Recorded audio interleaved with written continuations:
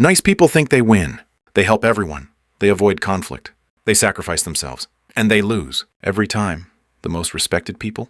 Not the nicest. The most successful people? Definitely not the nicest. So what's going on? There's a brutal psychological paradox hiding here. And once you see it, you'll never behave the same way again. Chapter 1. The approval trap. Most people think being nice earns respect. Wrong. It earns approval. And approval is cheap. Psychologist Albert Bandura showed that humans are wired for social validation. You do something nice, people reward you with smiles, praise, acceptance. Dopamine spike, feels good. So you do it again, and again, and again. But here's the problem, though. Approval is not respect. Respect comes from boundaries, from standards, from the ability to say no. Nice people don't say no. They say yes when they're tired. Yes when they're busy. Yes when they don't want to. So what happens? People learn something about you. You're available. You're compliant. You're safe to exploit. Robert Greene calls this the law of power. Those who show too much need to please lose control. Nice people think they're building relationships. They're actually training others to use them. And it gets worse. The more you give, the less it's valued. Psychologists call this hedonic adaptation.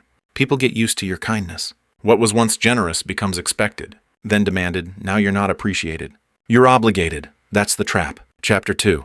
The hidden resentment. Nice people don't get angry. That's what they tell themselves. Wrong. They suppress anger. And suppressed anger doesn't disappear. It mutates. Freud talked about this over a century ago. Repressed emotions don't vanish. They come back as anxiety, passive aggression, burnout.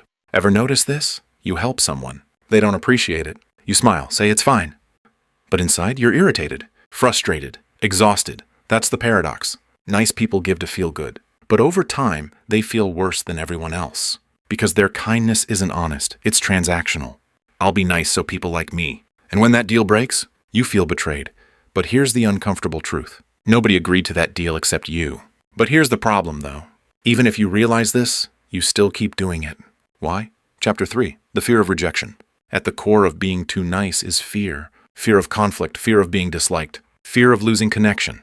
Psychologist Carl Rogers found that people develop a false self to gain acceptance. You act how others want, not who you are. Nice people live in that false self. They filter every word. They avoid every disagreement. They think, if I'm easy, people will stay. Wrong. People don't respect what has no resistance. Think about it. If someone agrees with everything, never pushes back, never sets limits, do you admire them or do you ignore them? Exactly. Respect requires friction. That's why the most respected people aren't the nicest. They're the most honest. They say what others avoid. They protect their time.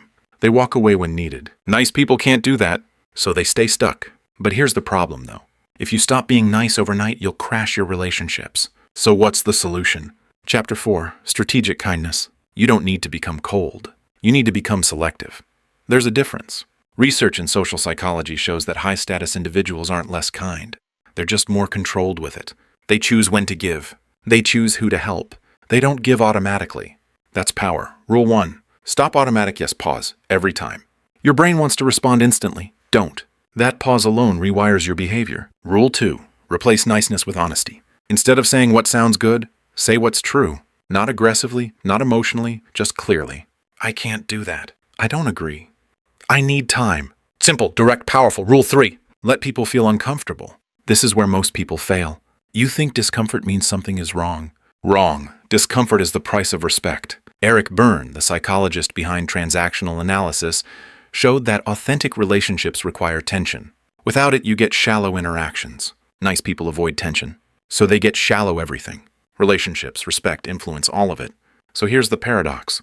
The nicer you try to be, the worse your life becomes. Less respect, more stress, more hidden resentment. But when you stop trying to please everyone, everything flips. More respect, clearer relationships, actual peace, not fake peace, real peace. But here's the final problem, though. Even if you understand all of this, in the moment, you'll still default to being nice. Because it's a habit, a deeply wired one. That's why I made this next video breaking down exactly how to rewire your behavior in real-time conversations. So you stop people-pleasing automatically. Watch it next.